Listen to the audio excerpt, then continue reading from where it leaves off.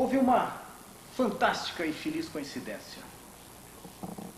Estávamos dentro de um setor onde o grau de especialização na distribuição sempre foi bastante pequeno, onde a quantidade de técnicos também na área era bastante pequena. Entretanto, apesar disso, por um idealismo, por um entusiasmo, procuramos criar dentro da Associação Brasileira de Supermercado alguma coisa que preenchesse essa lacuna e nos desse condição de racionalizar a distribuição nas empresas de supermercado, objetivando com isso uma racionalização e, sem dúvida nenhuma, o objetivo final, que é uma redução do custo de mercadoria distribuída. Fizemos isso procurando transmitir a experiência que tivemos na empresa nossa, que é o Pão de Açúcar, que é a maior empresa de distribuição de alimentos do hemisfério sul. Entretanto, com uma dificuldade muito grande de prosseguirmos os nossos estudos pela falta de ressonância. Entretanto, essa feliz coincidência foi encontrar um técnico de altíssimo gabarito, de reconhecida capacidade e conhecimento na área, em um determinado momento, que é o engenheiro Vantini. A partir daí, desenvolvemos em conjunto as nossas ideias e as vimos coincidentes. E, em função disso, começamos uma divulgação na Associação Brasileira de Supermercado dessas ideias, procurando participar de seminários, procurando participar de congressos. E nisso foi florescendo a ideia e a necessidade de se criar alguma coisa mais consistente, alguma coisa que pudesse embasar essas ideias e dar uma dinâmica a todo um estudo que estava sendo feito em nível individual, mas que poderia tranquilamente ser transmitido, principalmente a nossa ideia inicial, às empresas de supermercado. Entretanto, a interface com a indústria se tornou patente, se tornou latente, e ela desembocou exatamente na criação de um grupo de estudos de logística de distribuição.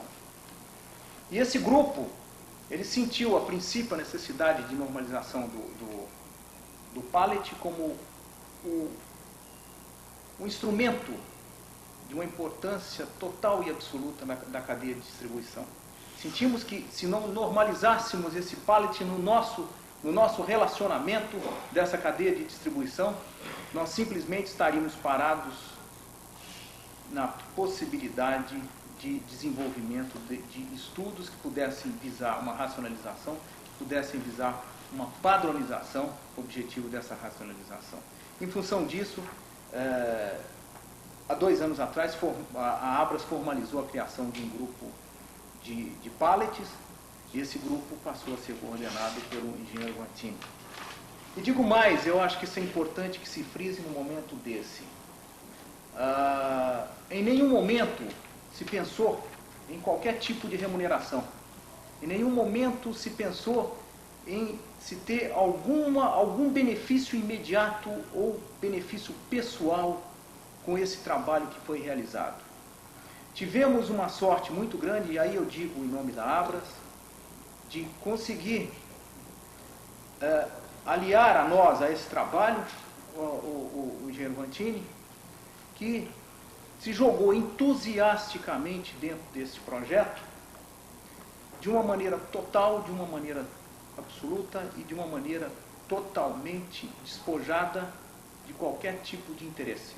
Portanto, a partir do momento que foi criado esse grupo de trabalho, ele passou a trabalhar para Abras como um consultor, dirigindo esses trabalhos e sem qualquer tipo de remuneração. Portanto, esse trabalho ele visa, antes de tudo, uma seriedade muito grande, que é a abrangência dele no que diz respeito à distribuição de mercadoria no Brasil e a consequência desta racionalização em toda a economia nacional. E ele foi um trabalho que não foi um trabalho empírico. Ele foi um trabalho que, ao longo desses tempos, passou por diversas fases, e ainda em desenvolvimento em algumas fases. Primeira de levantamento de dados, depois a definição do que seria este pallet, o desempenho dele, e as outras análises que se procederão de agora em diante, que são as outras fases desse estudo, que são a especificação desse pallet, uma análise econômica e a efetiva implantação. Na primeira fase de levantamento de dados, nós procuramos, sem dúvida nenhuma, com a experiência dos participantes desse grupo, levantamentos profundos e estudos profundos de normas e pesquisas que não foram feitas de uma maneira inconsistente. Elas foram profundas e foram bem abrangentes. Aproveitamos viagens que fizemos ao exterior, exatamente para poder aprofundar essa pesquisa, para poder atualizar essa pesquisa. Procuramos o nosso mercado interno, para nos atualizarmos do que existe em termos de movimentação, do que existe em termos de padronização ou não de pallets. Nós procuramos o fabricante, nós pesquisamos o mercado de madeira e indo mais, inclusive, a conhecer extração. Nós fomos à floresta amazônica, conhecer como é que se faz a extração de madeira, de que maneira se comporta uma derrubada de matas, como é que se faz todo o circuito dessa madeira até o momento de fabricação desse pallet. Daí nós passamos a inúmeros desenhos. Eu diria que todas as formatações de pallets possíveis e imaginárias que se pudesse passar na cabeça de alguém, esses pallets, eles foram desenhados, eles foram analisados. Se chegou à exclusão de pallets exatamente em função da inviabilidade de 1, 2 ou 3 ou 4 ou 5. Mas todos eles, não sei precisar a quantidade, de tão grande não sei se o Vantini tem esse número, mas foi uma enormidade de desenhos que foram feitos de todos os tipos e características de pallets. Até que se escolhesse alguns, a partir daí, com a integração de um fabricante, ao qual agradeço profundamente, que nos fez, a Pallets Canoso, nos fez uma oferta de nos entregar os pallets para todos os tipos de teste que nós quiséssemos, graciosamente. E começamos, então, esses testes. Fizemos em algumas empresas, a minha empresa, Pão de Açúcar, a GC Leather, a Nestlé, a Dom Vital, fizeram ensaios, fizeram a utilização desses pallets de uma maneira absolutamente prática, de uma maneira absolutamente objetiva, mas acompanhando todos os detalhes em todas as interfaces de movimentação desses pallets. Esses estudos foram acompanhados por intermédio do IPT, até que se chegasse àquilo que hoje seria um pallet adequado, e é o que nós estamos formulando hoje, depois de ensaiados 14 tipos de pallets. Ou seja, foram construídos 14 modelos de pallets. Esses 14 modelos de pallets passaram por baterias práticas de testes e alguns deles passaram por análises mais detidas e técnicas do IPT. E nesse ponto nós nos encontramos. Logo em seguida da sequência desses estudos que vão ser desenvolvidos, eu gostaria de chamar então as empresas que participaram destes testes para que mostrassem como foram feitos esses testes. Portanto, eu vou dar sequência àquilo que nós vamos continuar fazendo, que é exatamente a definição da família de madeiras, a escolha dessas madeiras e os seus componentes, os componentes dos pallets. para estabelecer nesses protótipos ensaios específicos de laboratório para um dimensionamento estrutural final. Então nós vamos fazer uma avaliação bem detida dessa especificação e vamos ter este pallet especificado como o pallet ideal para utilização na cadeia de distribuição de mercadorias, principalmente de mercadorias alimentícias. E nisso eu gostaria de frisar bem, nós não estamos pretendendo criar qualquer tipo de normatização específica de pallet para o Brasil. Nós estamos procurando resolver um problema específico da cadeia de distribuição de mercadorias, na qual os supermercados têm uma participação de 70%. Portanto, nós estamos querendo resolver especificamente um determinado segmento da economia, um determinado segmento da cadeia de distribuição. Nós não estamos pretendendo criar o pallet padrão do Brasil para todos os segmentos, mas especificamente para este setor. A partir daí, então, nós passaríamos a toda a avaliação do estudo de custo, avaliação do mercado, interação com todos os usuários e fabricantes e com os órgãos normativos, conforme já foi amplamente já dito pelo Vantini, até o ponto da certificação deste pallet. Que eu gostaria de, inclusive, nesse ponto, deixar claro, eu sou o maior usuário de pallet, provavelmente, na parte de supermercado do Brasil. Esse aqui é o pallet que a empresa Supermercados Pão de Açúcar utiliza. Seguramente, esse não é o pallet da cadeia de distribuição. Não é esse pallet que vai ser utilizado. Portanto, se existe algum pensamento no sentido de que se beneficia A, B ou C ou D, esse fato eu acho que é definitivo. Nós estamos partindo para uma experiência? Não. Nós estamos partindo para uma definição de que nós vamos utilizar um pallet que não será o pallet que o Pão de Açúcar utiliza. Portanto, economicamente, a priori nós teríamos um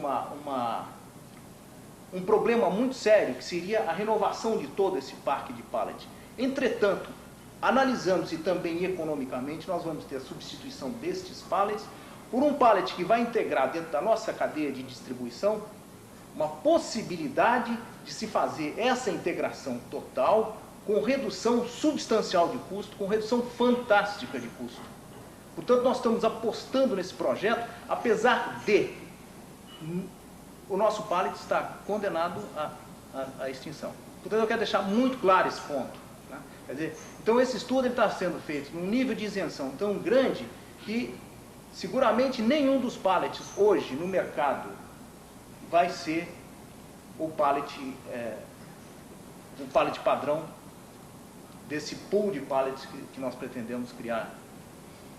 Portanto, eu gostaria agora de fazer com que cada um dos integrantes desse grupo que fizeram as experiências pudesse mostrar rapidamente tudo aquilo que foi realizado e de que maneira foram realizados esses ensaios.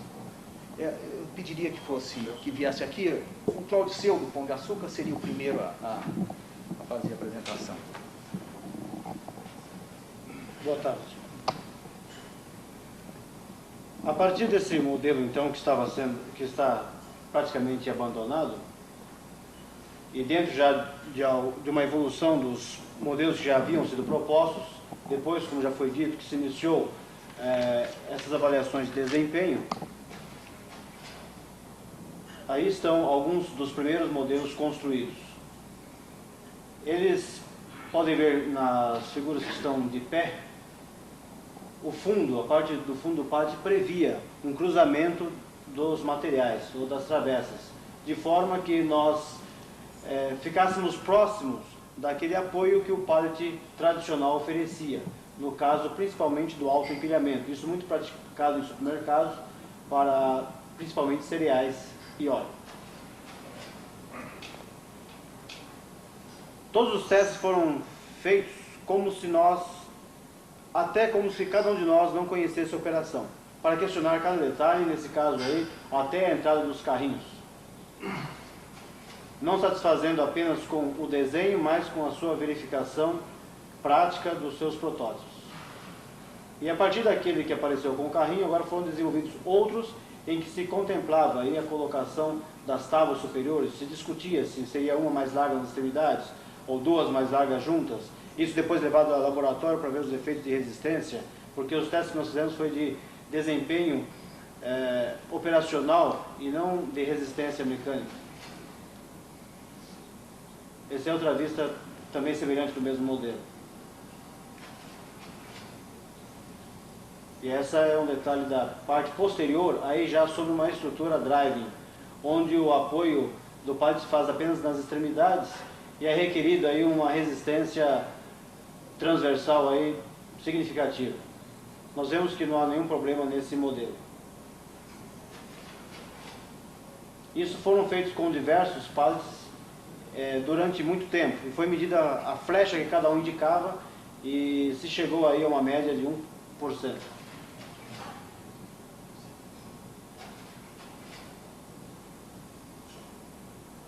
Esse é um detalhe do modelo que foi avaliado aí também. Com carga, com empilhamento paletizado, isso é diretamente o pallet sobre o produto. Nessa posição não havia logicamente nenhum problema.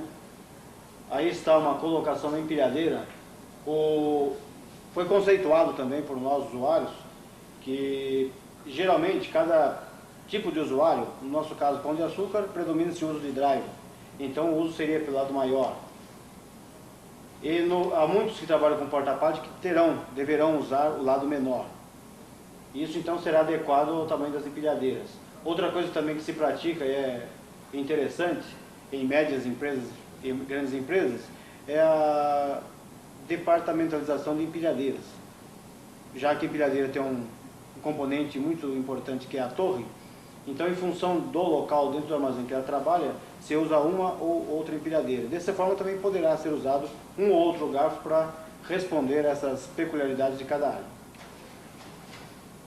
O empilhamento comparado com o pallet antigo, que está muito escuro aí, não dá para se notar, mas também esse modelo que previa aquelas travessas era muito interessante para nós. Eu acho que para substituir o que nós temos, esse modelo seria o mais pacífico de todos. Mas só que aí vem a figura moderna do transelevador, que nos dá uma condição de futuro, e como nós não queremos fazer um pallet para hoje, foi questionada essa condição de funcionamento. Na base, para quem não conhece, está o trilho, e por onde esse equipamento se movimenta. Ele funciona como uma ponte rolante vertical, e o pallet é colocado de lado. E nessa colocação nas prateleiras, há o deslocamento telescópico dos garfos, o que exige, o que elimina a possibilidade de trabalhar com um pallet com as travessas pregadas embaixo. Então, baseado nisso e nesse futuro bastante firme, nós passamos a fazer teste com um pallet de 4 entradas, como os outros, só que teria apenas travessas no comprimento e não na largura. Aí estão os testes desses pallets. O anterior era em pinho, uma madeira mais mole, em pinos. Esse daí já é madeira dura. Esse também é madeira dura, com apenas algum detalhe de fabricação, por isso que a cor é diferente. E aqui o nosso crítico empilhamento paletizado, conforme é feito. Na última camada está um pallet comum, que é apenas para representar o peso, imprimir o peso que hoje é usado. E aí alguns detalhes que para nós não são tão interessantes quanto aquele pallet que ele atravessa, mas entendemos que tem que ser suportado e verificado até a condição de trabalho. Nesse caso nós temos um fardo mal colocado sob a extremidade de um pallet. Então aí diminui a área de apoio e há um atrito maior entre o canto do pallet e a embalagem. Isso não é recomendável. Então o pessoal, nesse caso, tem que ter um cuidado melhor na preparação dos pallets. Esse melhor que eu digo não é que seja um aprimoramento excessivo. Dentro do seu padrão de trabalho tem que atentar para essa condição. Aí nós temos um detalhamento de uma madeira mais flexível, que ela é mais solicitada nesse apoio. E aí o mesmo apoio com uma madeira mais dura, e que ela tem maior resistência. Entre esses dois blocos azuis, se fosse o pallet com a travessa ou o nosso pallet tradicional, nós teríamos mais um elemento de apoio, que seria a longarina ou aquela travessa. Nesse caso estamos perdendo, isso dá uma impressão que nos dá algum cuidado, mas mesmo assim nós notamos que a embalagem resiste apesar dessa pressão. Até num caso mais crítico, que está estampado. O caso mais crítico que nós notamos foi esse, mas a embalagem suportou essa pressão. Aí outro aspecto geral em que demonstra que o maior esforço para as embalagens são das embalagens que estão na extremidade.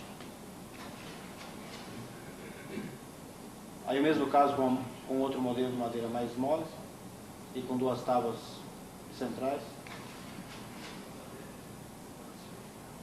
Aí para ilustrar aquela condição que nós falamos da empilhadeira, nesse caso a sustentação é plena e bem equilibrada.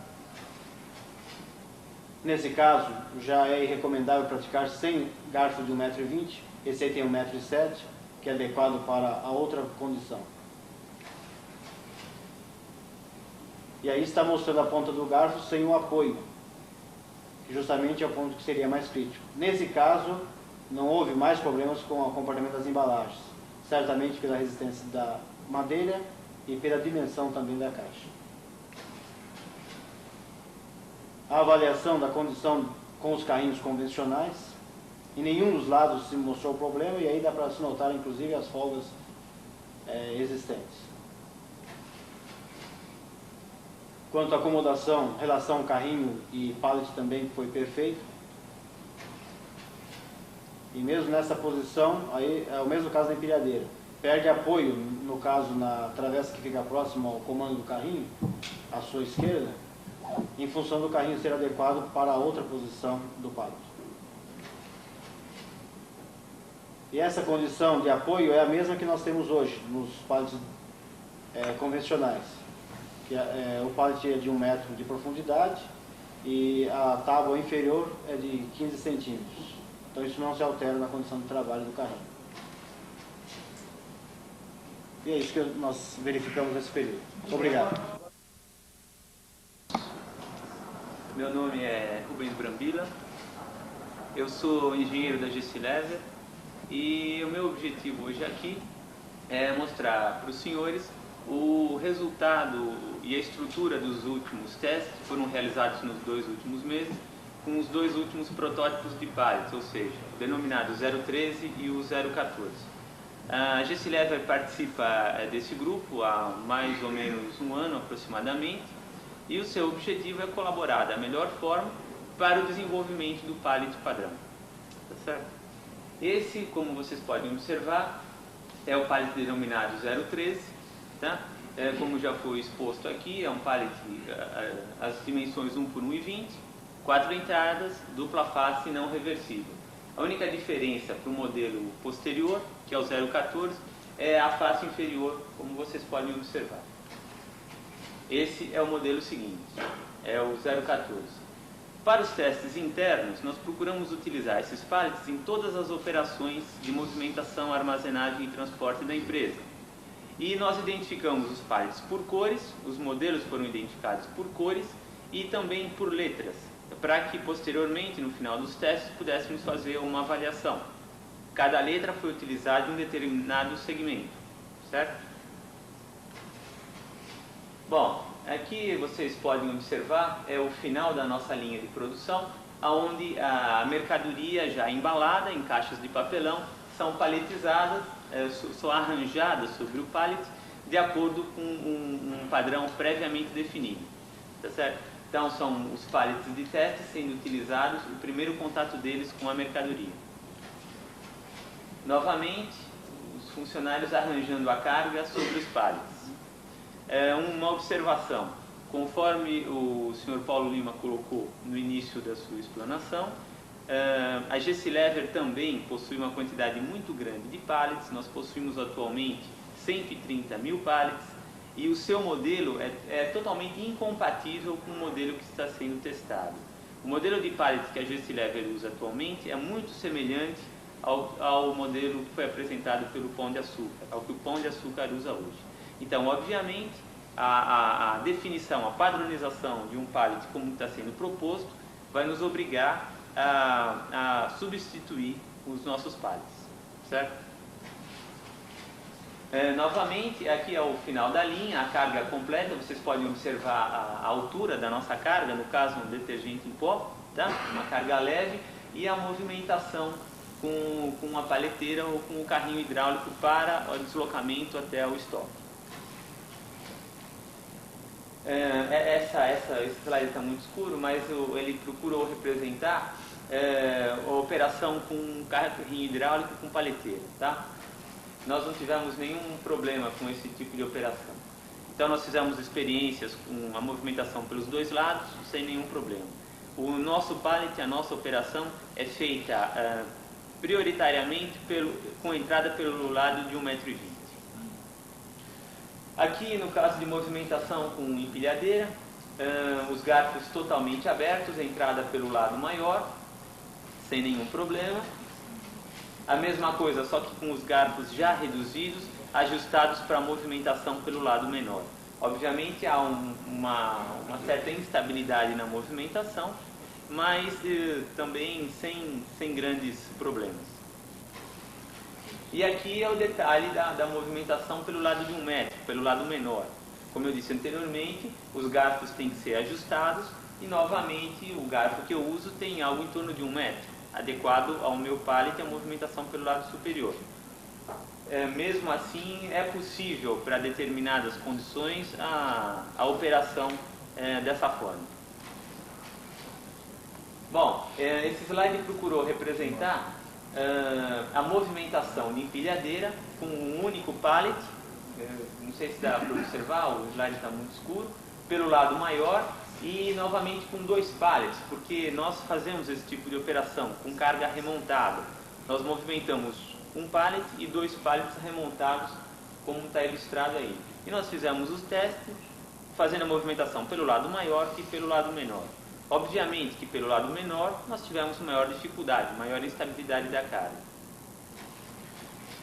Aí também procura representar essa movimentação pelo lado menor. Novamente, movimentação em dupla, 2 pallets remontados. Bom, esse slide procurou representar o teste estático que nós fizemos na companhia com duração de 1 mês. Ou seja, nós utilizamos mais à direita o pallet da companhia, ao centro o pallet azul e à esquerda o pallet amarelo, para fazermos testes comparativos. O objetivo era determinar a influência da face inferior do pallet proposto sobre as nossas embalagens, se havia ou não algum tipo de dano. Isso foi feito um teste estático pelo período de 1 mês. Vocês podem observar aqui, no caso essa foto ilustra o final, né, do teste, depois de 1 mês. A face superior do pallet inferior, com utilização do pallet da Gestilever, que tem uma área de contato maior do que o pallet proposto. Aí o primeiro pallet, o pallet amarelo, o 013, infelizmente há um problema de iluminação, mas dá para observar claramente no centro e nas partes externas a marca dos pallets, certo? E aí também com o pallet seguinte, que é o 014, o amarelo. Esse tipo de resultado está sendo devidamente analisado pela empresa, pelos órgãos competentes, e eu não tenho ainda o resultado final. Mas pelo que pôde se observar pelos estados das embalagens, nós não tivemos grandes problemas. Apesar que o pallet proposto tem uma área de contato bastante inferior ao pallet utilizado atualmente. Aí é um outro teste realizado, armazenagem em estrutura tipo porta-pallet. Nós fizemos 2 tipos de experiência, utilizando o pallet em dois sentidos diferentes. Como vocês podem observar, esse sentido não é o recomendável, não é o mais adequado, pela própria situação de exigência do pallet. Aqui é possível observar um detalhe, que inclusive isso vai ser especificado em laboratório, mas vocês podem observar que essa posição não é a mais adequada, porque o pallet, o esforço todo está concentrado somente naquelas 3 travessas inferiores, tá certo? Inclusive, deverá ser uma recomendação do estudo que cada um dos vários equipamentos de movimentação e armazenagem de materiais utilize o pallet de uma certa forma. Existe uma forma preferencial de utilização do pallet, dada as suas características e possui 4 entradas. Essa já é a forma mais correta. A colocação, a armazenagem em outro tipo no sentido contrário, com um apoio muito maior. Vocês podem observar aqui, aí sem nenhum problema. Ok? Outro tipo de teste que foi feito, um teste de armazenagem, utilização de uma estrutura para verticalização, uma estrutura desmontável, no qual o pallet é apoiado em 4 pontos. Essa é uma situação bastante crítica, que exige muito do pallet. No caso aí são 1.600 kg colocados sobre o pallet. A utilização seria um pouco superior, 2.400 kg. Novamente, esses detalhes técnicos serão avaliados em laboratório, tá? E está aí registrado, porque é uma experiência que está sendo feita dentro da empresa. Normalmente o nosso sistema de armazenagem é o autoempilhamento, ou seja, pallet sobre pallet, com altura de empilhamento 2 ou 3, dependendo do produto. E nós estamos fazendo alguns testes de verticalização, e essa é uma das estruturas que está sendo testada. Para resolver esse problema, não só com esse pallet, mas com o nosso também, nós alteramos a parte superior e colocamos um quadro que impedisse a flexão do pallet, com consequente dano para o pallet e para o produto. Ok? Aí é um outro tipo de estrutura semelhante ao drive-in, que também é um projeto piloto, está sendo testado dentro da companhia. A ideia dessa estrutura é a utilização de 1 ou 2 pallets apoiados sobre o piso e 2 ou 3 pallets apoiados sobre a estrutura. Novamente, alternativas para verticalização. Isso é um teste piloto, são 2 ruas, profundidade de 11,5 metros, e nós estamos em processo de avaliação e desenvolvimento desse projeto. Vocês podem observar a colocação dos pallets sobre os trilhos e a determinada flexão. Aparentemente não tivemos nenhum tipo de problema com essa utilização, tá? Mas os detalhes, as minúcias, serão todas elas analisadas em laboratório. Nós nos preocupamos basicamente com a parte operacional do teste e, obviamente, com a avaliação dos resultados desta operação. Aí outro detalhe.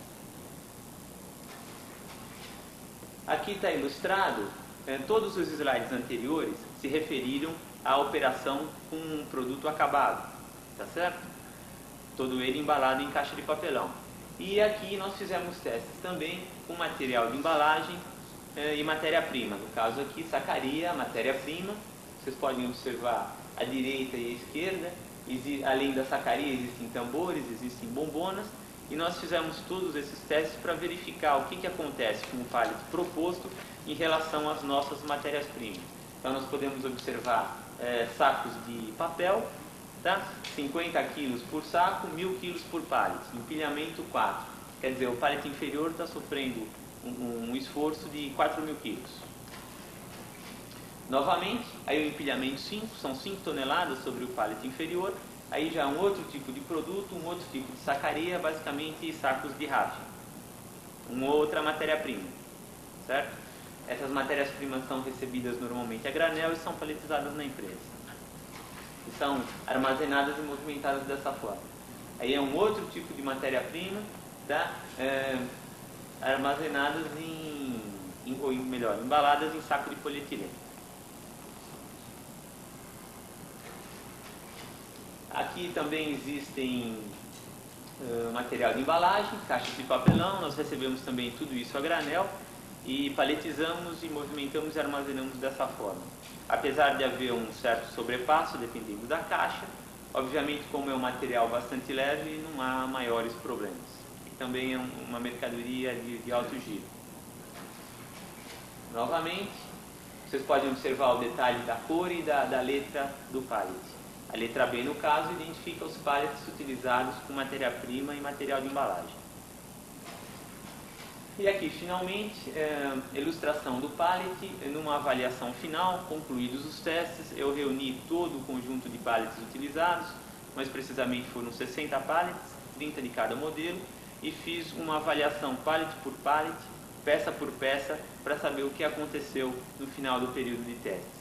E depois disso, esteve lá na companhia, lá no meu depósito, o senhor Tadashi, que é o responsável pela divisão de madeiras do IPT, ele vai falar para os senhores mais para frente.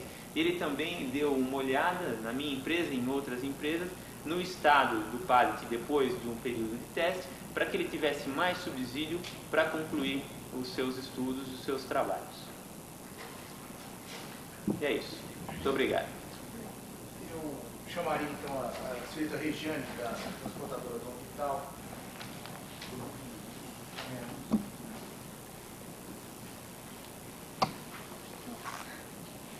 Meu nome é Regiane, eu sou engenheira, trabalho no departamento operacional da Ultra Rápido Dom Vital e estamos aqui a convite da NTC, onde então efetuamos nessa parte do protótipo 014, com o uso também da Abras, o teste dinâmico. Nós trabalhamos especificamente com movimentação interna e movimentação e colocação dentro dos veículos e uma transferência que foi feita a São Paulo, Rio de Janeiro. Eu gostaria, antes de começar, de mostrar a filosofia da Dom Vital nesse tipo de teste, relembrando uma frase que eu não sei se exatamente é essa, tá? Mudanças são uma constante no mundo moderno. Ignorá-las, um absurdo. Evitá-las, um perigo. Então, em cima desse assunto, é que a gente tentou colaborar da melhor forma possível, muito embora a característica de transporte de carga nossa não seja exatamente a carga que vocês transportam. Nós trabalhamos com carga fracionada, de densidade bastante baixa, em torno de 300 kg-força por metro cúbico. A princípio, o teste constituiu, nós computamos algumas medidas, seja de largura, esquadro, dimensões, altura e aberturas do pallet, tanto no início, ou seja, no recebimento, quanto no término dos testes, para verificação se houve alguma desfiguração física dos pallets que nós testamos. E não houve, já a princípio a gente já pode fechar o teste que não houve nenhuma desconfiguração. Nós pesamos também os pallets para que houvesse um acompanhamento do peso morto transportado dentro das nossas carroçarias. Todos os pallets que nós dispunhamos para teste do 014 pesavam 34 quilos. Procuramos selecionar a carga de forma bastante compatível com essa que vocês trabalham, com a de vocês, né? E o slide está um pouco escuro, mas acho que está dando bem para ver, E procuramos manter uma altura padrão de 1,40. Então eu teria aproximadamente 500 quilos, trabalhando com aquela densidade que eu citei, por pallet. Fizemos todos os tipos de arrumações. Pesamos também a carga para confirmação. Esse tipo de balança ela exclui a tara do pallet a partir do momento que eu cadastro. Essa carga em particular tinha 430 quilos, 1,40 m de altura. Aí medimos, mantivemos o padrão. Bom, os equipamentos internos de movimentação disponíveis nossos eram empilhadeiras e carrinhos hidráulicos. No nosso caso, não sei se dá para observar ao fundo, nós trabalhamos com um tipo de contenedor que são umas gaiolas de 1,40 por 1,40 por 1,40 de altura. Ela nos permite não transportar essa dentro das carretas, mas ela é permissível para verticalização, o que nos é muito interessante, porque nós dispusemos de muito pouco espaço, E também procuramos não evitar o que eu vi, por exemplo, da Gessileve, que não é o caso, porque vocês detêm o produto, de colocar mercadoria sobre mercadoria, Porque aí contribui com o risco de avaria, Então nós trabalhamos com essa gaiola e eu chamei essa atenção porque os nossos garfos têm 1,40 m. Então, ao invés de provocar a instabilidade que foi apresentada tanto pelo Pão de Açúcar quanto o Gessileva, no nosso caso passou tanto na medida de 1.200 como por 1.000, tá? Eu não tenho slide nesse momento que possa demonstrar isso. O único problema que a gente pensa que possa ocorrer é que com aquele tipo de material, o garfo com 1,40, possa ocasionar, pela falta de visão do observador, uma danificação no produto à frente ou coisa do tipo, tá? Numa movimentação. Bom, com empilhadeiras, carrinhos hidráulicos. Como nós tivemos alguma dificuldade na entrada de 1,20 na tábua inferior, nós fizemos uma medição também dos nossos carrinhos. Então, aí vale a questão de observar se eles estão adequados ou não, né? E como o Vantini ressaltou ontem, tudo isso requer uma reformulação total, inclusive de equipamentos internos a terminais, né? Nós procuramos medir todos os nossos equipamentos, na largura, garfos, inclusive empilhadeiras. No nosso caso, a gente trabalha com o garfo aberto até as extremidades. Para trabalhar com partes, a gente fez o ajuste, né? Bom, aí entra a parte que eu acho que mais interessa para o transporte em si. Nós efetuamos algumas simulações dentro dos nossos veículos. Todos nós sabemos que as carroçarias não têm um padrão interno bem definido de medidas. Dentro da Dom Vital, nós também encontramos algumas diferenças entre a medida útil das carroçarias. Mas elas, eu posso afirmar que estão entre 2,46 e 47, ok? Então, nós trabalhamos em carros tipo truque e carretas também, 2 e 3 eixos, para fazer análise. O que muda, na verdade, é o comprimento do baú. Dom Vital também só trabalha com caminhão fechado, ok? Procuramos fazer as simulações para verificar qual era o melhor arranjo físico possível e qual o melhor aproveitamento. Achamos que é essa sobra entre os dois pallets é em torno de 7 centímetros, que é muito pouco. Então, a melhor configuração seria 1.200, 1.200, side by side. Não dá para ver nesse slide, ficou bastante escuro, mas nós temos inclusive alguns semi-reboques que tem um degrau, tá? De profundidade, de aproveitamento, que são veículos fora do padrão de comprimento. Outros tipos de carroçarias, agora um pouco até mais novo, né? Mais recente, são... Inclusive esse tipo de carroçaria está para teste, onde a gente trabalha com algumas travas, ok? Nós selecionamos essa disposição, esse arranjo, apenas para chamar a atenção no seguinte aspecto. Nós entendemos que há necessidade de uma reformulação em 2 sentidos, a partir de então, desse trabalho de unitização, seja 1.200 por 1.000 ou, né, aquele que for melhor, para cada cadeia de distribuição, no caso de vocês esse, né? Porque há necessidade tanto de uma reformulação ou de um avanço tecnológico no sentido de carroçarias, né, uma padronização, quanto também na parte de embalagens. Nós podemos ter embalagens múltiplas e submúltiplas de uma unidade, que seja então modular ao pallet, né, de cada setor. E nesse caso, embora a gente tenha aí um ajuste de coisas bastante diferentes, bem diversificado, é difícil trabalhar com um tipo de carga tão fracionada assim num único pallet, né? Acho que é só. O padrão da Nestlé, obrigado. O padrão da Nestlé é um padrão diferente do que está sendo proposto aqui também. Nós contamos hoje por volta de 200.000 pallets no Parque Nestlé. E a nossa contribuição também é coisa de mais de um ano que nós estamos nesse grupo. E nossa participação foi decisiva no que se refere ao transelevador. A Nestlé é a única empresa desse grupo que está operando com transelevador. Então, quando o protótipo 013 foi proposto, nós realmente tentamos convencer o grupo, explicar que esse pallet não se aplicava ao transelevador, mas realmente, como o pessoal faz parte da Sede São Tomé, quer dizer, quer ver para crer, certo? Eles insistiram no 013, testaram o 013 e realmente não dá para usar no transelevador, né? Então, esse pallet realmente, com as travessas inferiores, é um pallet que se presta muito bem à utilização de cereais, açúcar, que é a maior movimentação dos supermercados, que é quem está patrocinando esse grupo, certo? É um pallet muito bom, nós também utilizamos nas fábricas, onde temos matéria-primas, farinhas, amido, esse troço todo. Só que, num projeto integrado de logística, ele não pode ser utilizado, certo?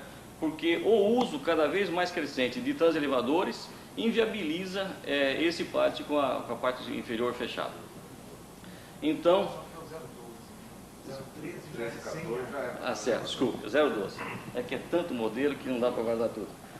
Então, nós realmente agora estamos testando, da mesma maneira que a Gessilevre, o 013 e o 014.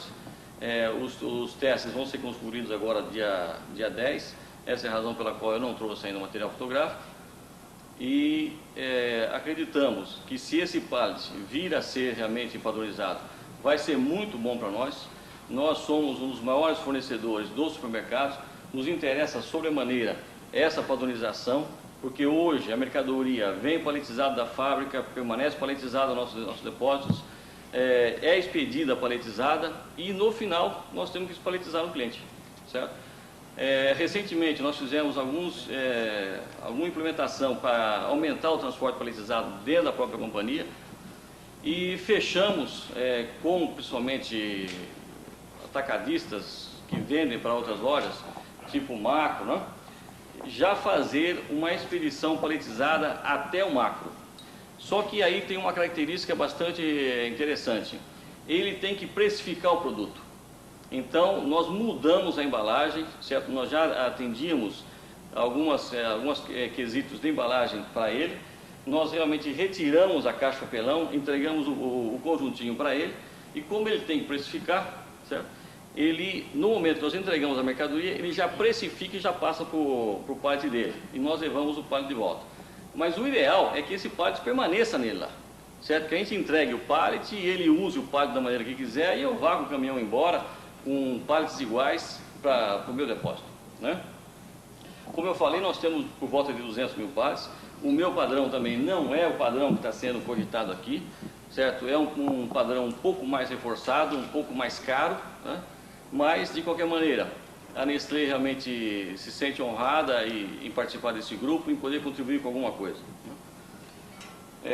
No caso do transelevador, seria muito bom, certo, a utilização do modelo 13, que é um modelo com a superfície inferior mais larga, mas um dos objetivos do grupo é realmente um pallet barato, um pallet que atenda todo mundo, com um custo muito pequeno.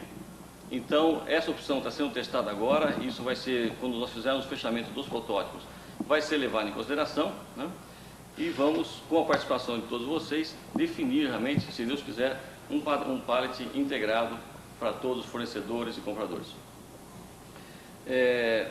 Uma outra coisa também interessante que aconteceu conosco, é que, fazendo o transporte paletizado, nessa implementação que nós fizemos aí, nós contamos com um apoio muito bom da Dersa, que nos recebeu muito bem, e aqui eu coloco a todos vocês, certo? No transporte paletizado, eles estão abertos para testes. Por exemplo, nós testamos qual a capacidade máxima que um caminhão paletizado poderia passar na balança, né? Uma carga normal que vai caixa por caixa, ela é uniformemente distribuída e não tem problema. Como o transporte aqui no Brasil não tem padrões normatizados, não há um padrão uniforme, você tem caminhões maiores, caminhões menores, e nas cargas de maior peso eu tinha uma sobra de carroceria, certo? E eu utilizava uma sobra final.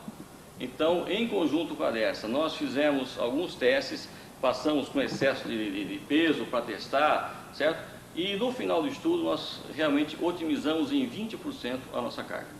Quer dizer, hoje nós obedecemos fielmente a lei da balança com 20% a mais no transporte paletizado. É um índice muito bom, muito promissor, e realmente esperamos que o grupo chegue, com a colaboração de vocês, como eu falei, a um padrão realmente definido e que favoreça a todos nós. Basicamente é isso. Muito obrigado. Bom, meu nome é Luiz Tadashi, eu trabalho no IPT, na divisão de madeiras, mais na área de tecnologia da madeira.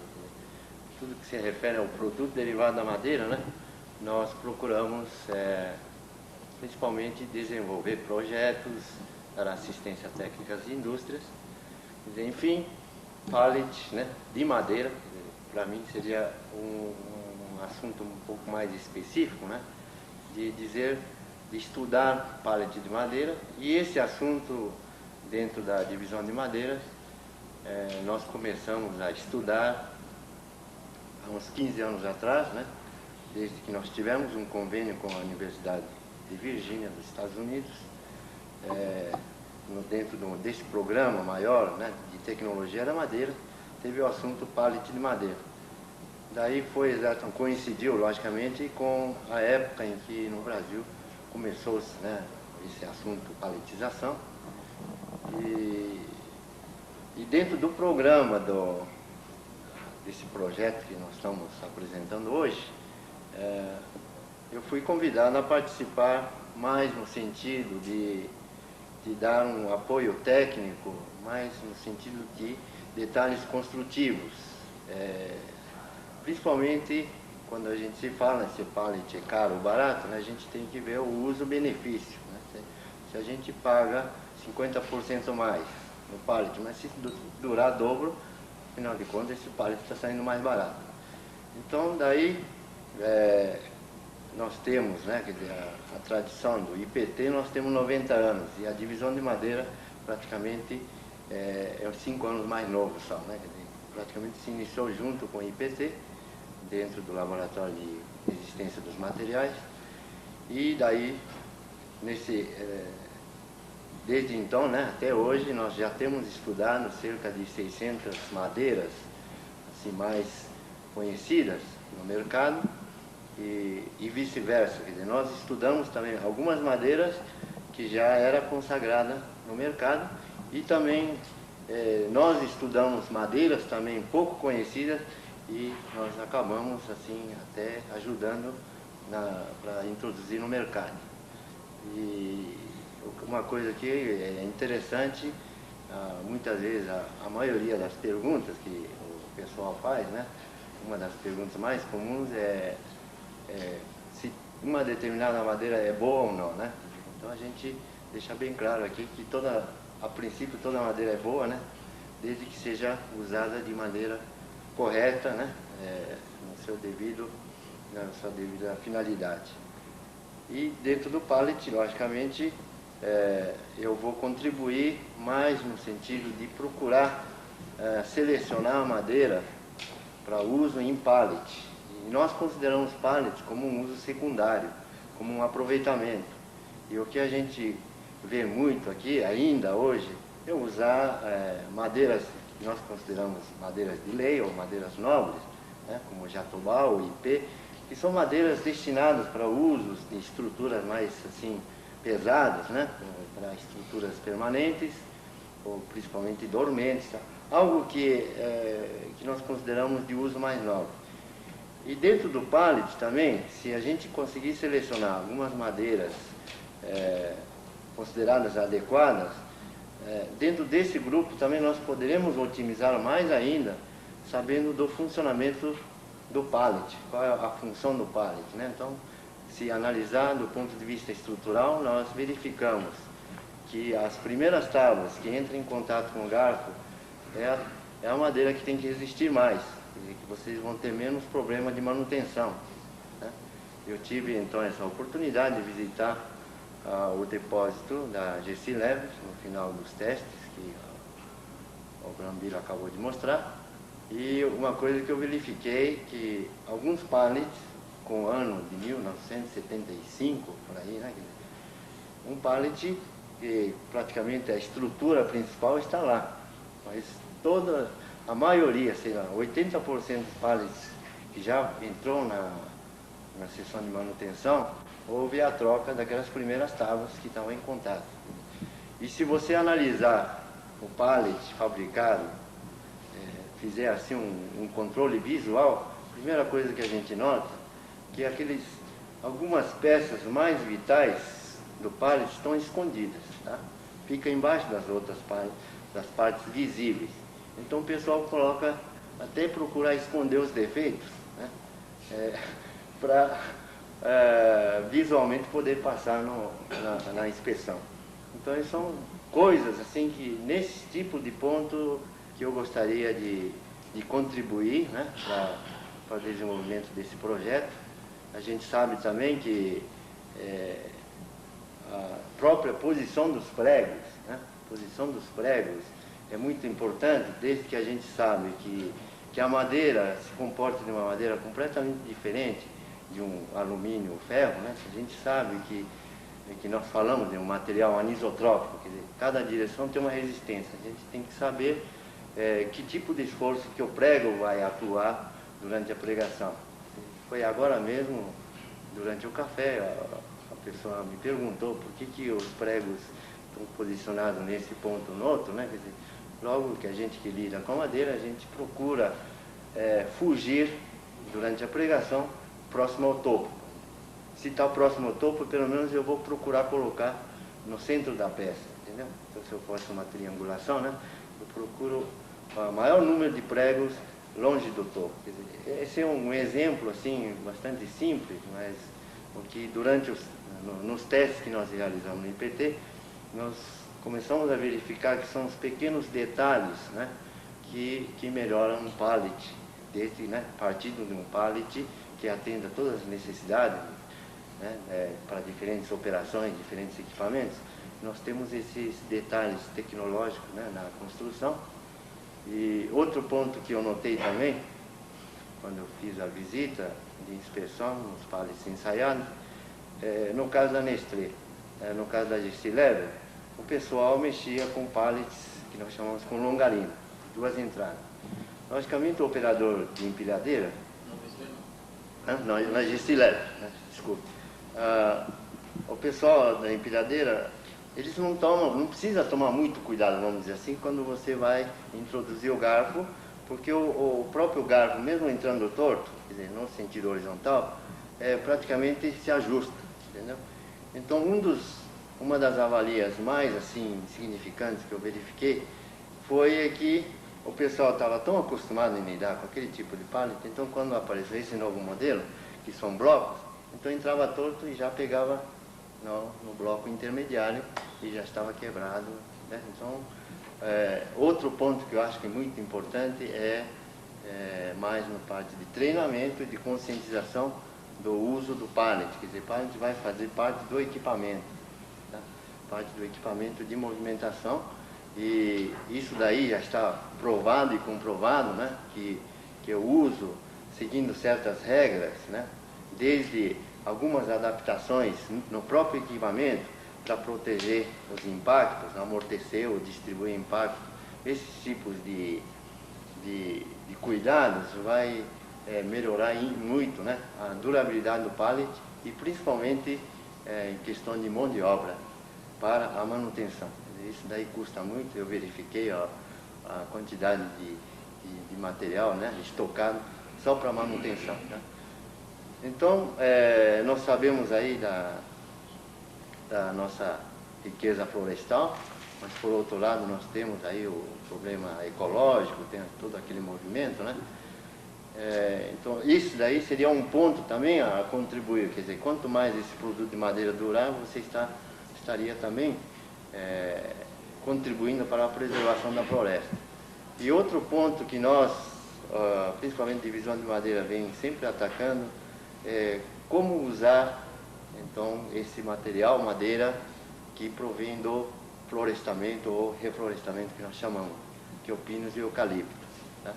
Porque nós sabemos que esse tipo de espécie de madeira tem um crescimento, né, um índice de crescimento bastante alto, né, chega a dizer do tipo 60 a 70 metros cúbicos por hectare ano.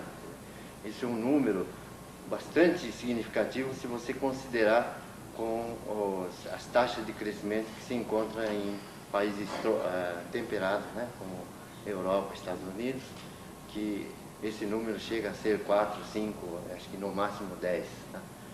Então, por que não também usar esse material homogêneo, né, e renovável? Esse é renovável mesmo, né? Quer dizer, você, depois de 10, 15 anos, você já pode contar com esse tipo de material. E nesse projeto eu também estou incluindo o projeto, na parte de ensaios de laboratório, o pallet com esse modelo fabricado com madeira eucalipto. Tá? E outro ponto muito importante é que quando a gente fala em eucalipto, o pessoal também considera eucalipto como se fosse uma coisa só, entendeu? Como se fosse peroba ou pinho, e não é. Só no Brasil nós podemos encontrar um eucalipto, que nós chamamos de eucaliptos grandes, que tem uma característica mecânica e densidade parecida com o pinho do Paraná. E na outra extremidade nós temos o eucalipto citriodora, que tem a densidade de aproximadamente 1 tonelada, né, por metro cúbico, e tem a resistência equivalente ao IP. Tá? Então vamos analisar bem isso daí.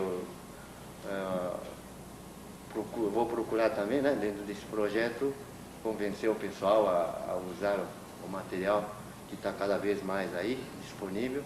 Logicamente nós vamos competir um pouco com a indústria de papel, indústria de carvão, que é na parte de energia, mas segundo as estatísticas vai ter madeira também para nós, vamos dizer, para usar como madeira maciça, né? Principalmente no estado de São Paulo e Minas Gerais. E tem muitos empresários já acreditando nisso, já estão instalando serrarias bastante modernas para serrar essas toras, que nós chamamos de toras de diâmetros pequenos, né? Nós chamamos, no grupo geral, nós chamamos de madeira de rápido crescimento. É usada uma tecnologia completamente diferente dessas madeiras da Amazônia, né? Que são toras de 1 metro, 1,5 metro de diâmetro. Tá? Então é uma tecnologia completamente diferente, mas nós estamos procurando estudar, quer dizer, dominar essas madeiras. E um exemplo bastante assim válido é que, no caso do eucalipto, vocês sabem que o país de origem do eucalipto é a Austrália, e depois se deu muito bem na África do Sul, e nesses dois países praticamente só eucaliptos que eles têm como madeira dura, né? Então, e eles fazem de tudo lá com eucalipto, né? Desde móveis até na parte de construções. E nós estamos aí estudando essa parte de eucalipto e nós estamos conseguindo bons resultados, sabendo então nesse caso separar, né, as espécies de eucalipto e podendo não contar só com essas madeiras, mas nós estamos procurando madeiras que já tem aí plantadas, mas nós estamos procurando orientar o pessoal que estão plantando, para já que vão plantar, então vão plantar a espécie certa no lugar certo. Tá? Então cada espécie, logicamente, tem suas exigências das condições climáticas e de solo também. Então nós estamos procurando associar as propriedades tecnológicas com as condições aí de crescimento, para poder selecionar a espécie certa e orientar o pessoal que planta, né? Para poder pelo menos plantar então a espécie certa. Ok? Então, mais ou menos era isso, e eu não tenho ainda dados definitivos sobre o ensaio, mas alguns ensaios que eu já fiz com eucalipto nesse modelo já me entusiasmou bastante, né? Principalmente comparando com peroba, eu estou conseguindo um resultado melhor, né? Na parte de desempenho mecânico. Tá? Essa é a minha função, de ter um desempenho mecânico, avaliar o desempenho mecânico e também, a partir desse dado, fazer uma orientação na parte de fabricação. Muito obrigado.